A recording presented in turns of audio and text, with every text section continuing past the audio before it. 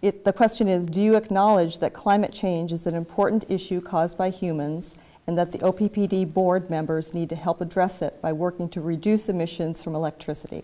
Well, not only are we facing a climate change, but we're facing an industry change, and of course that's been a big part of our conversation so far here tonight.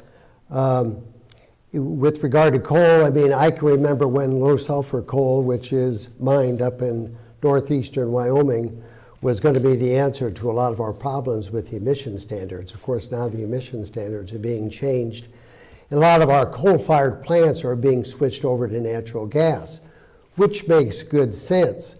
However, what the caution that I throw to the wind is this, is today we're paying approximately $2 per 1,000 cubic feet for gas, natural gas, and natural gas is predicted to be the price will be around $4 by the end of the year 2017, which is a 100% increase in cost.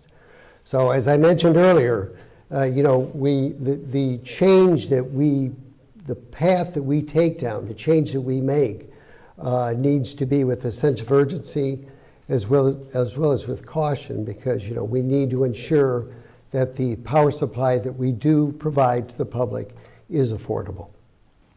I would agree with these two gentlemen.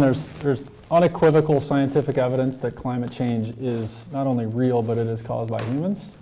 So let's just move on from there. I trust the scientists in my world. It's a little bit scary when you look at it. There's a recent article projected the potential for a 6-foot increase in sea levels by the end of the century. You talk about mass disruption and chaos. That's people fleeing from the coast, which is where all of our population is. And where do you think they're coming? So it's not just on the coast as well. There are local impacts. We've looked at this very closely, and there are definitely going to be issues that we in Nebraska need to address if climate change does continue unmitigated.